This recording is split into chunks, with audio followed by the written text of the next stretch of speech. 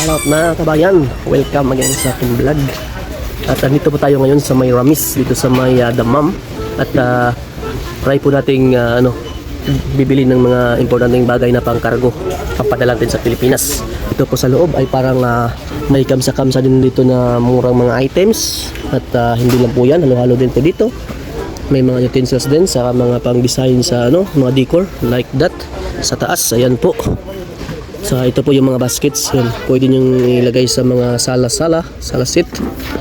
Ayan, may mga candles, bulaklak. At doon din sa unahan, may mga yung tawag nitong kuan, lagayan ng mga bulaklak. So atras po tayo ng konti. Dito naman sa unahan yung laruan naman po dito, laruan pambata. Tsaka doon sa unahan may mga bag tsaka kumot doon. Dito mga laruan. Ayan po, yung mga laruan pambata.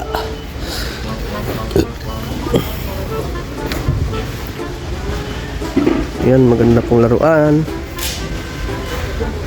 Ganun din po sa kabila. Ito.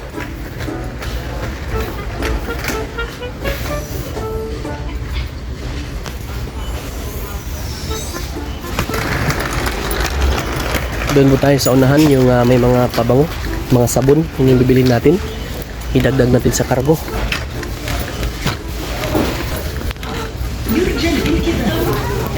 Dito naman po yung hardware nila, mga gamit sa toilet, sa bowl, pangdikit at marami pang iba. So ayan po.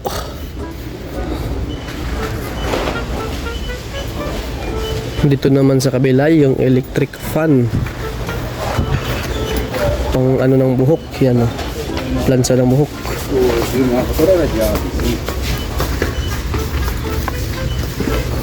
Dito naman yung mga sa lagayan ng mga tea or karak, baso. Ang kitchenware naman po dito na banda. Ayan po. 275 lang po, mura 275 Saudi Riyal. 325 yung mga ganyan sa yan, sa tea. Yun yung ginagamit sa tea or chai halip. Dito naman lagay ng mga sabaw, 150 riyals lang. Meron din 375, 3 riyals, 275. Ayun po, napakamura po dito mga kabayan sa Ramis, Damam. Pero hindi po tayo dyan, sa unahan na lang po tayo. Dito din mga ng lutuan,